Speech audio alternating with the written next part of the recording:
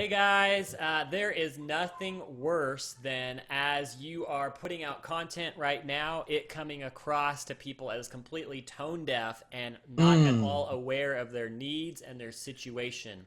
And so, if you are using social media, which you should be, or website or other platforms, how do you communicate in a way that's effective, connects with the challenges people are facing, but still helps to grow your business? Well, today we're going to talk about that coming up. Welcome to the Bite Size Marketing Hack Podcast, where you get the confidence to hack your marketing 5 minutes at a time. Hey, what's up, guys? My name is Rashawn, And I'm Mark. and today we're going to talk about what does it look like not to be tone deaf. On social media, it's a growing thing to become tone deaf because it just seems like a whole bunch of robots behind brands and businesses these days. But how do we stop this ongoing problem of being tone deaf? What do you got to say about it, Mark? Man, I think this is a very important time for your business or organization that you be communicating. It is a bad idea right now to go Mm, silent, but in your communication, if you are not aware of using words that communicate empathy and connect yeah. with what people's experience is and how they view your business, if you're not careful with that, you could lose Wow. business, you could hurt relationships, and it could be a long-term damage to all of that. So it is worth dialing into this topic and understanding what works, what doesn't, and why. So good, and especially in the time that we're living in now with this COVID-19. Like, one, you can literally post something and it can come off in a totally different way. A lot of times we could post something pertaining to the COVID-19, our president, or whoever it may be, and we could like share a post, and we come off in such a way as like not, it's insensitive, and it's not, something that really connects with our people in a genuine way. And I think it's so important that we, before we go to sharing and posting and allowing our brand to be out there, we really think through uh what exactly it is we're trying to communicate, and why we're communicating it, and using the correct words we need to make it happen. That's good. So let's look at some tips and tricks here for how to make this effective for your business or organization. And first, we'll start with Mm, this two posts from Denny's. And Denny's is a super popular restaurant that people go to get some breakfast food primarily, and then mm. you can get a whole wide range on their menu. But February 11th, just a couple months ago, they said things are getting steamy and it has nothing to do with your Valentine right before Valentine's Day Mm. and everything to do with our Woo. skillets. Try a sizzling skillet today. See you at Denny's. So they've got a playful tone. They're having fun. They're pointing to Valentine's Day and talking about steamy and sizzling. And it worked in February. But a little over a month later, March 16, here's the post that went up. We're Wow. changing a few things to keep our customers and staff safe. You can read the Yeah. full statement from our CEO here, and then they posted a link. And it's a dramatically different tone. It's serious, it's direct, it's addressing a Mm. crisis, and it's focused on how they are taking care of people and not about their business. So, total So shift good. in tone. And hey, Mark, just think it's so important. What I do kudo and I, get excited about with Denny's as they transition from this, this marketing style thing, trying to do what sticks, to, truly wanting to connect and, give their heart, their genuine heart behind the business and their heart for people, is Yeah. that you can see clearly. And I think this is one of the tips. Don't miss this if you're listening in right now. Hey, because this is important. Learn to listen more carefully. Learn to listen Yes. more carefully. It's so important that we know what's going on, what's happening in the world, and addressing it accordingly, through our values and our voice. That's good. So let's look here at some words that are insensitive words that you might want to avoid. So you know not to use overt puns, but keep in mind that there are several words and phrases that prior to COVID were completely harmless. So here's some examples. Killer, as in killer deal. Contagious, as in how to create contagious content. Health or checkup related terms. Give your budget a pulse check. The word spread, the word contagious, infectious, gather, or event. We got contagious on there twice.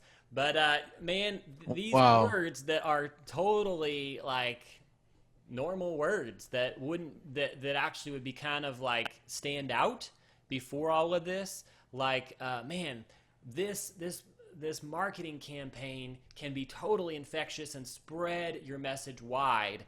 Using that kind of language actually grabs people's attention before all this, but now it feels like you're trying to use this crisis for your business and try to Wow. get gain. It feels Woo! insensitive. So, Wow. That's good, Mark. That's good. And again, I think what we're going to, if you only put in 3 words, drop the agenda. Drop the agenda. When we think we are paying more attention to others that are around us, we generally have a goal in mind. You know, like we hear that things are going on, people are dying, and there's this contagious virus happening. yeah. But the problem begins to happen when we start using those same words to sort of feed into our agenda. Don't do it. No way, Jose. Come on, let's go to Hawaii and pray. Come on, I'm Yeah. just playing. I'm just playing. I'm just going back to your shirt, Mark. I know it was in the last episode, but Yeah. That's man, awesome. So just being aware of language may be a starting point for some of you that even just getting dialed into that is pretty key. So here's more specifically. So use words like, and this is getting very helpful, practical. Use words like contribute, it's good. connect, play a role, navigate, cope, and respond. So empathetic words, words that are going to help people to cope or respond. And then also words that put you in that role of guide, because people are feeling confused, they're feeling uncertain, they're feeling overwhelmed, all these different things. They're looking for guides to help them navigate the crisis. So if you come along with Yeah. verbiage like contribute, connect, I'm going to help play a role in helping you navigate this, those kinds of words and verbiage can help you to be a lot more effective in connecting with them in a way that they can hear and respond to. Love that. Love that. So uh that's just caveat into what I think is really one, not being tone deaf, but being good marketers is to learn to listen beyond your ears, but also beyond what's on the surface level and coming to an understanding of what your audience truly needs and guiding them. That's a great word, Mark. So read the signs between the lines. Let's do it, guys. That's Woo. good. So do not use. So here's some words to not use. Do not use capitalize or Mm. advantage, offer, gain, or profit. So while there's nothing intrinsically or in these words themselves, there's not wrong that we have these words. But in a time where so many people don't have a job or they're struggling Yeah. or their future is uncertain, to use words like this, it feels like you're coming in as a shark and you're Mm. like uh, you're trying to take advantage of the situation, which is one of the words in that list. And so if you use those kind of words, that's going to come across, even if you mean well, it's not going to come across the actual meaning behind your language. So just avoiding Wow. those words and using words that put you as the guide for other people in their story. So then That's finally, be good. careful with 2 other words, and that's opportunity or the phrase make the most. And so here, again, you want to help people to navigate this, you want to help people cope with this. And so it's time to draw near and to Mm. offer people assistance and not opportunities. That's good, Mark. That's good.